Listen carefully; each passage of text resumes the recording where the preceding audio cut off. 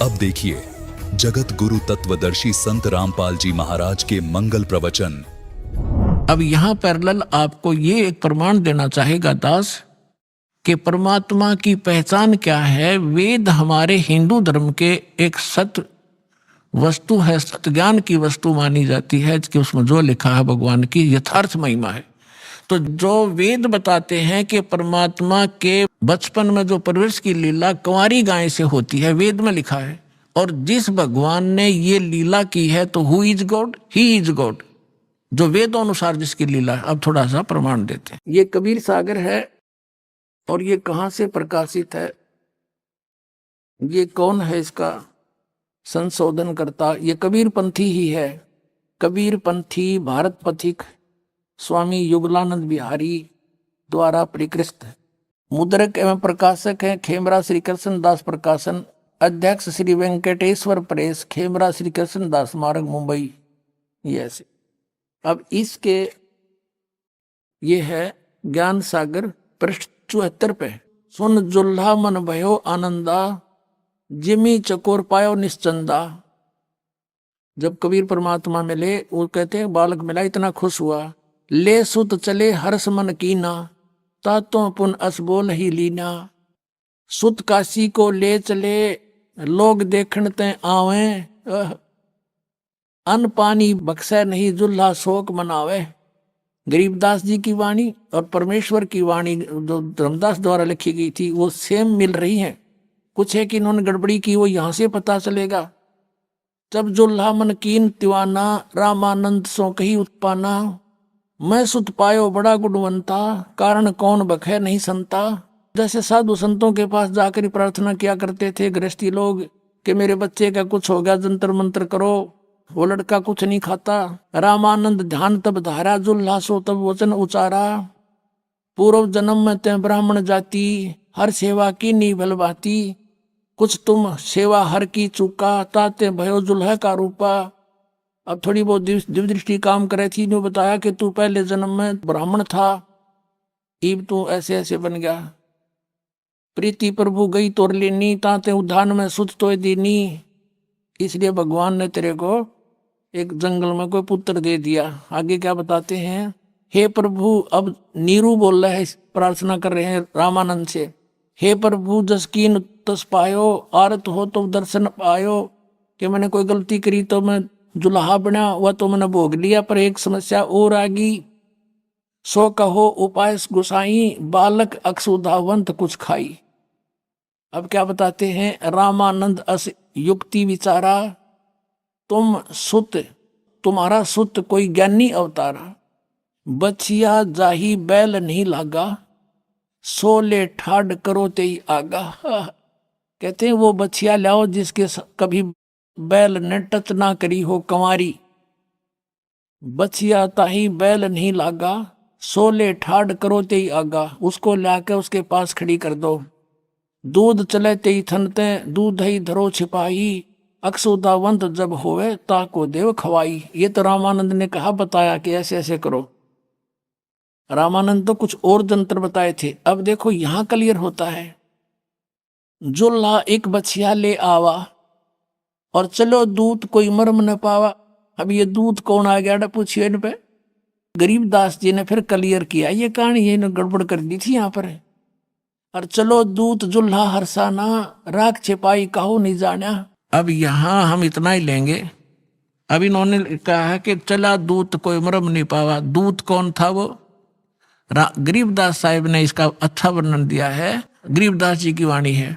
दूध न पीवे न अनभख, नहीं पलने झोलनते। अदर अमान ध्यान में जो कमल कला फूलनते। कबीर परमात्मा कुछ खा पी नहीं रहे थे, और जैसे कमल का फूल, एक कमल के फूल में एक ऐसा गुण होता है। अब जैसे कमल किसी सरोवर में उग गया और किसी कारण से कोई दरिया नदी टूट जाती है और उसमें पानी भरना प्रारंभ हो जाता है और उसका सतर उठना शुरू हो जाता है। 1-2 घंटे में 2 फुट उठ जाता है जल, तो 2 फुट कमल साथ की साथ बढ़ेगा। चाहे 10 फुट पानी चढ़ जाए वो साथ ही साथ बढ़ता चला जाएगा, यानी इतना स्पीड तो बढ़ता है। तो यहाँ उसकी तुलना की है कि परमात्मा कुछ खा पी नहीं रहे थे छोटे से बालक, और फल फूल ऐसे रहे थे जैसे कमल फूला करे ऐसे सपीडते शरीर विकसित हो रहा था।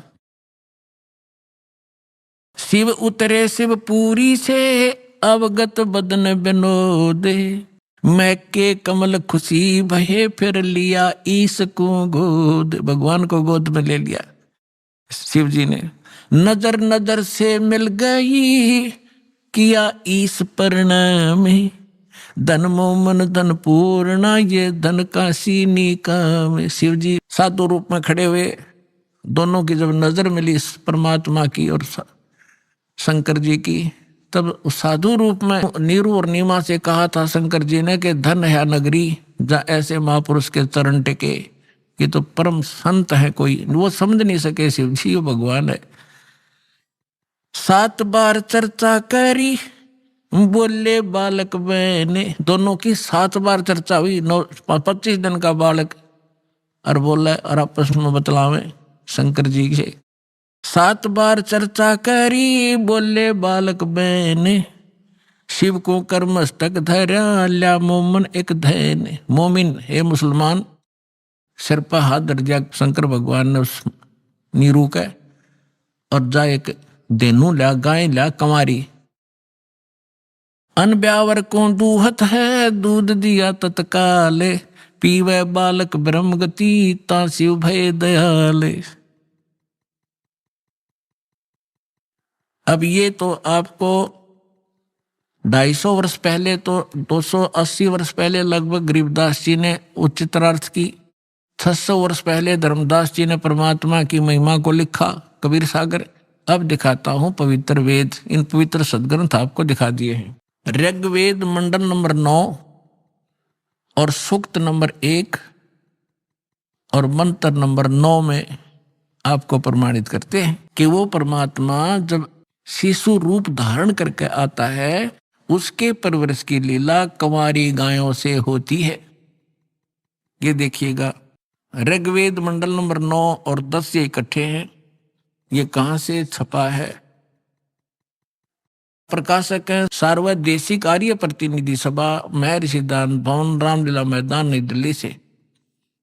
और कौन इसके भाष्य करने वाले, अनुवाद करने वाले, और कहां से छपी है?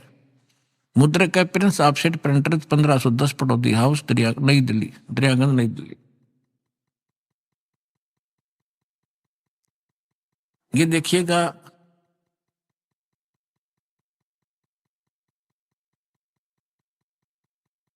ऋग्वेद मंडल नंबर 9 और सूक्त नंबर 1 है ये, और इसका मंत्र नंबर ये 9 है।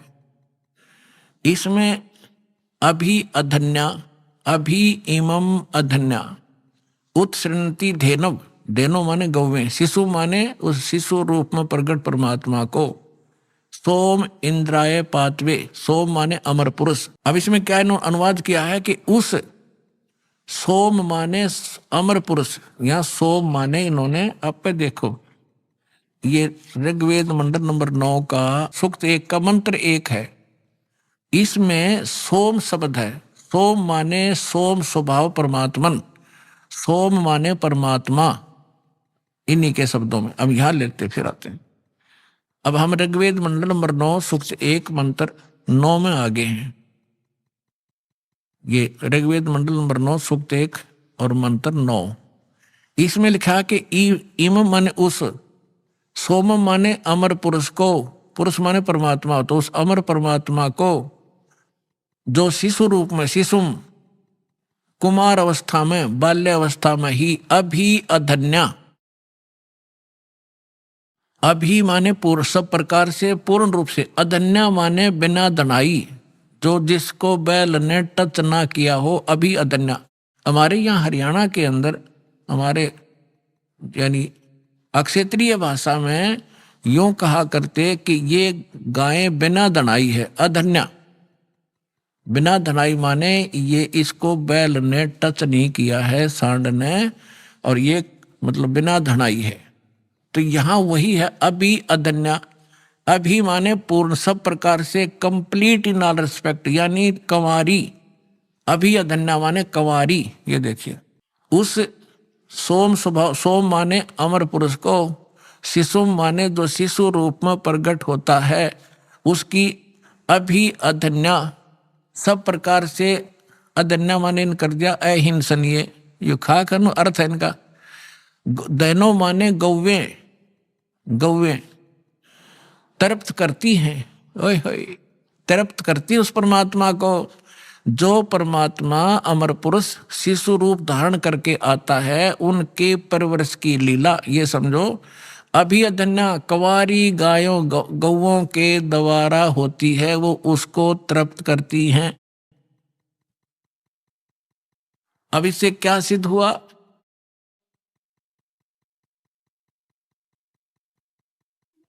परमात्मा ने जो लीला की 600 वर्ष पहले, वो आपको दिखा दी उनकी अमृत, उनकी लीला के अंदर। और उसके बाद जैसे तुलसीदास जी ने भगवान श्री रामचंद्र का इतिहास जीवनी लिखी बाद में, ऐसे ही गरीबदास साहिब को परमात्मा मिले थे, सचखंड लेकर गए थे, उनकी दिव्य दृष्टि खोल दी थी, उनका ज्ञान योग खोल दिया था। उसके बाद आदरणीय गरीबदास साहिब जी ने परमात्मा की वही महिमा बताई कि उन्होंने ऐसे लीला की। और वेद बताते हैं कि परमात्मा जब शिशु रूप धारण करके यहाँ आते हैं, एक लीला करते हैं, उस समय उनके परवरिश की लीला कंवारी गायों द्वारा होती है। Who is God? Kabir is God.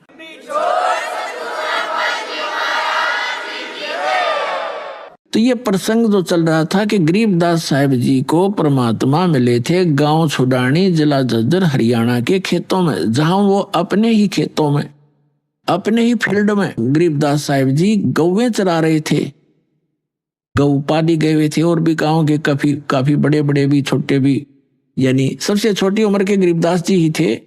उनसे बड़े कोई 20 वर्ष का, कोई 25, कोई 40, कोई 50 वर्ष के भी व्यक्ति गौओं के साथ चराने के लिए फील्ड में ले गए थे।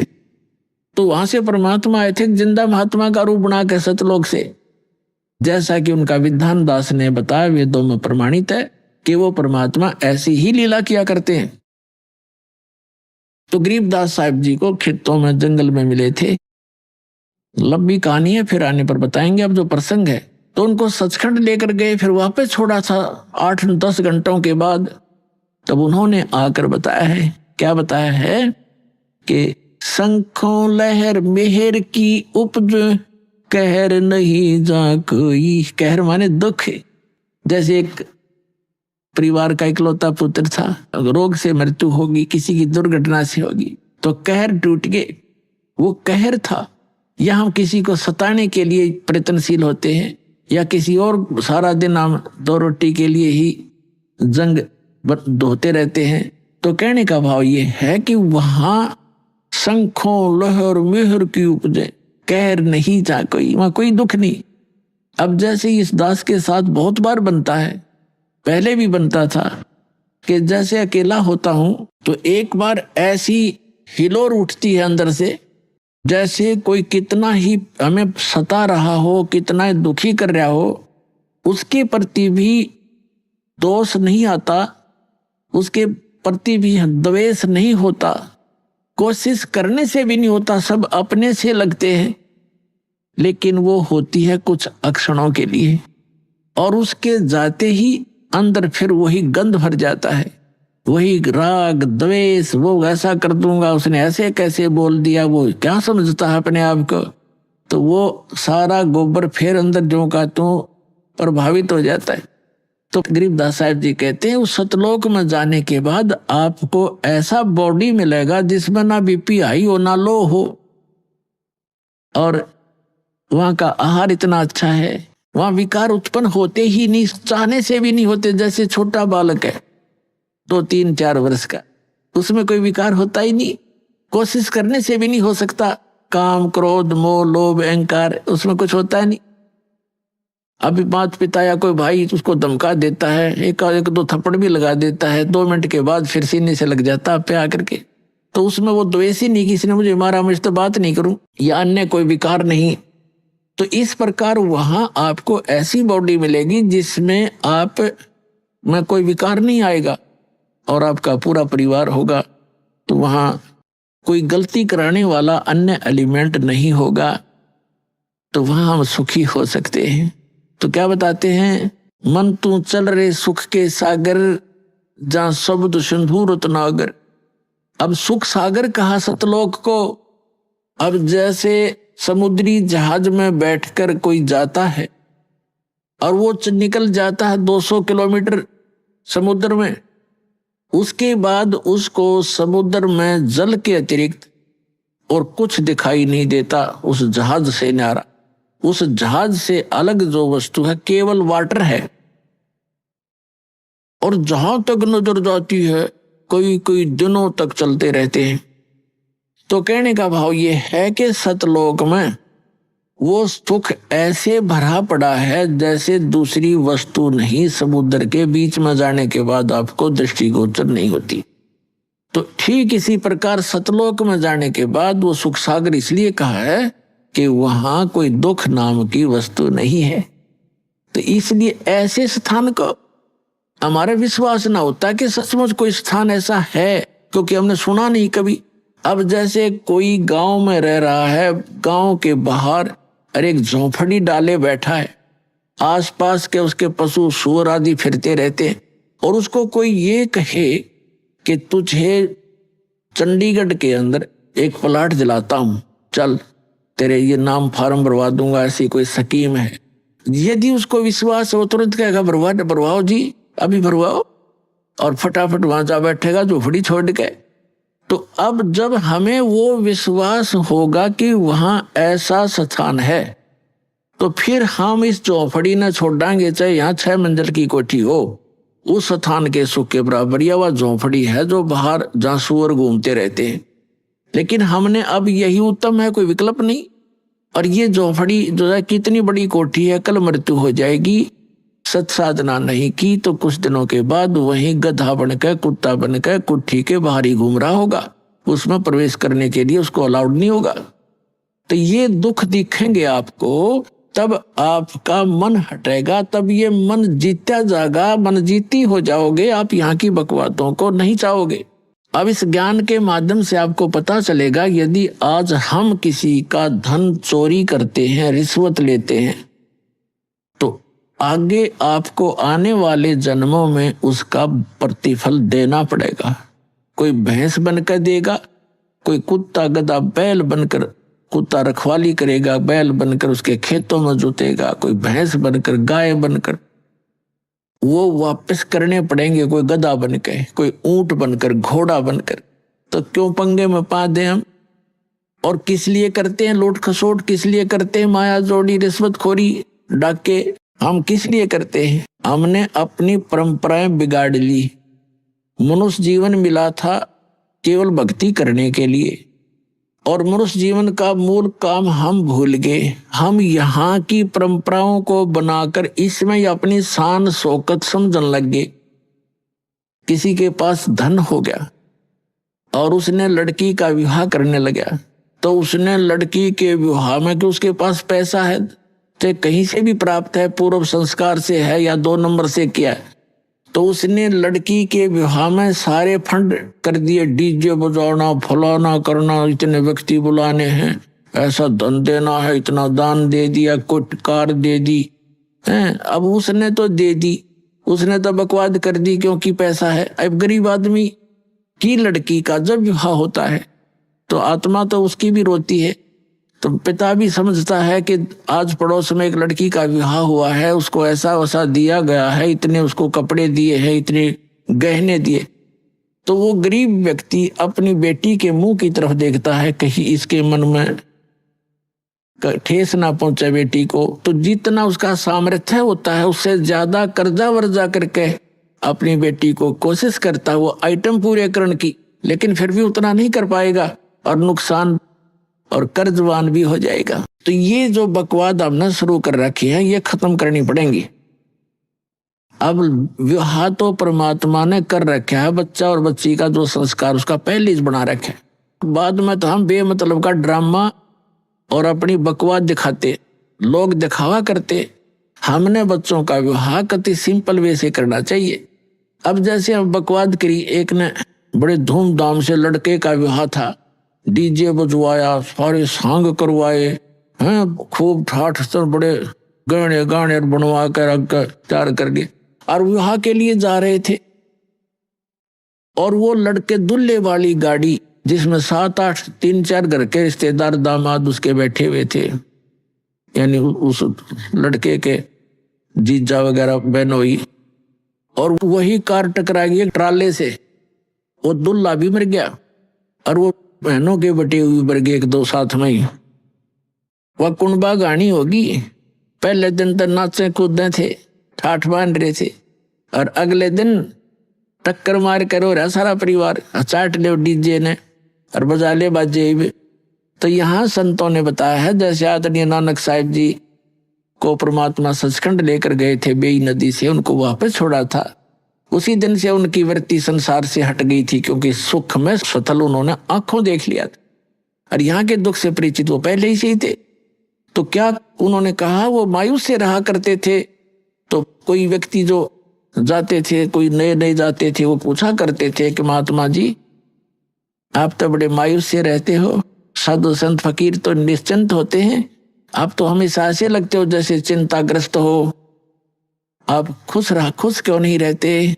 तब नानक साहब जी ने कहा था कि ना जाने काल की कर डारे और किस विध ढल जा पासावे, अर्जिनाते सरते मौत खुड़क दी उन्हानू केड़ा हासावे, कि यहाँ ना पता कब के बिजली गिर जा। तो इसे गंदे लोक में किस पर खुशी मनाऊं मैं। अपने आत्माओं देखो, यहाँ प्रसंग जो चल रहा है कि सुरपति दुखिया भूपति दुखिया, रंग दुखी बपरीती हो, कह कबीर और सब दुखिया, एक संत सुखी मन जीती हो। तो दूसरा पहलू बताते हैं, जैसे नानक साहब जी से किसी ने कहा कि आप क्या कभी सब समय में ऐसा ही रहते हो, क्या आप कभी खुश नहीं होते। कहते खुश होता हूं, मुझे जो ज्ञान प्राप्त हुआ है, मुझे जो भगवान प्राप्त हुआ है और जो विधि मुझे मिली है, और मैं सत्संग सुनाता हूं, जो सत्संग सुनने के लिए साधु संत यानी भक्त आते हैं, ये जब आते हैं तो मैं खुश होता हूं, और जब ये चले जाते हैं यहाँ से मेरे पास से तो मैं दुखी होता हूं। किस लिए खुशी होता हूं और किस लिए दुखी होता हूं। सुखी तो इसलिए होता हूं कि इन पुण्यात्माओं को परमात्मा के उस अनमोल खजाने का ज्ञान हुआ और उनकी रुचि बन गई, अभी इनका कल्याण हो जाएगा। और जब ये यहाँ से जाते हैं संसार में, तो चिंता मुझे ये बन जाती है कि वहाँ असंख्य व्यक्ति हैं और हजारों की संख्या में गुमराह करने वाले संत भक्त हैं, और कहीं ऐसा ना हो ये बच्चे उन भ्रमित ज्ञान से परिचित संत भक्त से संपर्क में आके रास्ता ना छोड़ जाए। और जब ये सारे के सारे वापस आ जाते हैं तो मुझे मेरी खुशी का ठिकाना नहीं रहता कि मेरी फसल में कीड़ा लगा नहीं। तो क्या बताते हैं कि साध मिले सड़ साधी होंदी और विछड़ जा जलगीरी वे, अख दे नानक सुनो जहाना, ये मुश्किल हाल फकीरी वे। कि मैं इसलिए ये भक्ति बड़ी कठिन बन गई है, बड़ी मुश्किल हो गई है फकीरी यानी भक्ति, क्योंकि इस ज्ञान के जानने वाले लोग नहीं हैं और मैं अकेला बताने वाला हूं, हजारों की संख्या में मिसगाइड करने वाले हैं। तो ये मुश्किल हाल फकीरी बन गई कि साध मिले सड़ साधी होंदी, ये वापस आते हैं जब मैं खुशी से फूला नहीं समाता हूं, और जब ये चले जाते हैं तो दिलगिरी वे यानी दुखी होता हूं कहीं इनको कोई मिसगाइड ना कर दे, मुश्किल से सिर चढ़ाए। तो यहाँ परमात्मा कहते हैं कि तुम नाचते गाते हो, बकवाद करते हो और 1 मिनट में बिजली गिर जाती है, खा के ये नाचना गाना। तो ऐसा रहो जैसे नानक साहब जी बताना चाहते हैं कि ना जाने काल की कर डारे और किसी भी ढल जा पासावे, और जिनाते सरते मौत खुड़क दी कि उन्हानू केड़ा हंसावे।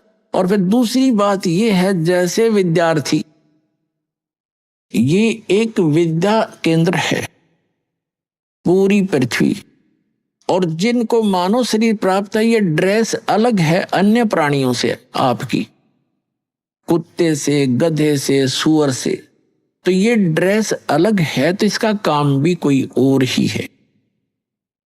यदि वो पशु पक्षियों जैसे ही कर्म हम इस ड्रेस में करते हैं, ये पोशाक है, एक चोला है शरीर हमारा, तो फिर हम समझदार नहीं हैं, हमें पता ही नहीं है कि हम किस उद्देश्य को लेकर इसमें ड्रेस पहने हुए हैं। और जो आप विद्यार्थी हैं, मनुष्य शरीर प्राप्त प्राणी पूरी पृथ्वी पर, ये सभी विद्यार्थी हैं और इनको परमात्मा पाने वाली, आत्म कल्याण करवाने वाले इस विद्यालय में प्रवेश प्राप्त हो चुका है। आपके इतने अच्छे नंबर हैं, इतने अच्छे अंक हैं आपके।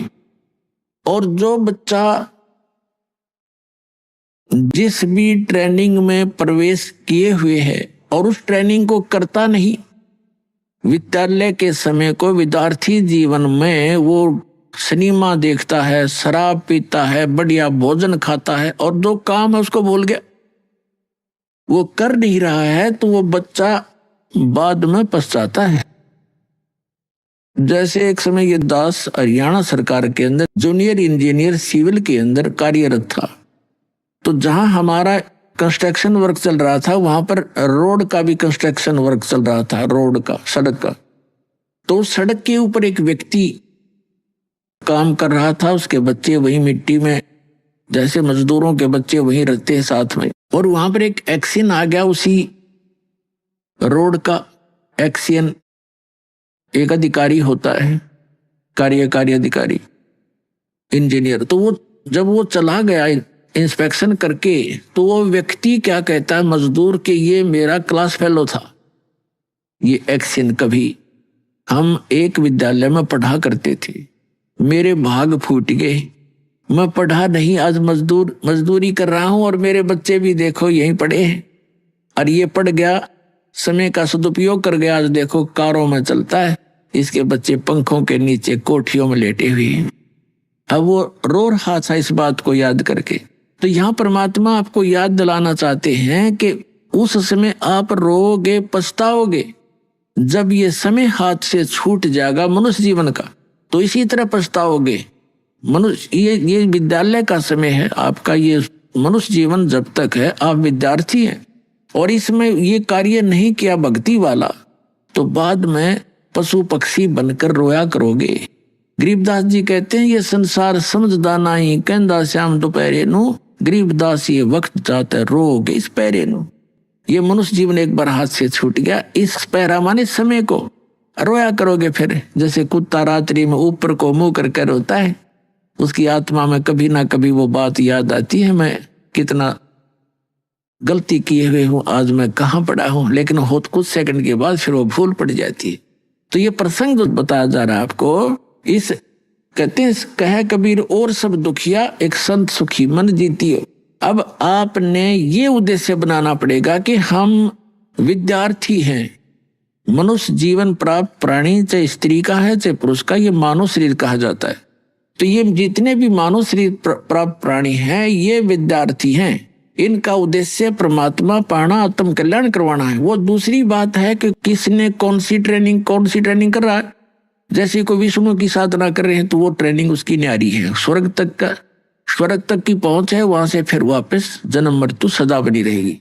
ऐसे ही कोई शंकर जी की पूजा करता है तो वो भी वो ट्रेनिंग अलग है, उसका लाभ अलग है, भिन्न है। कोई ब्रह्म तक की साधना करता है, वो ब्रह्म की ट्रेनिंग कर रहा है, वहां जाने की, ब्रह्म लोक में चला जाएगा, पुण्य समाप्त करके फिर वापस आएगा। गीता अध्याय नंबर 8 के श्लोक नंबर 16 में प्रमाण है कि ब्रह्म लोक पर्यंत भी सभी प्राणी पुनरावृत्ति में, वहां गए हुए भी जन्म मृत्यु में ही रहेंगे।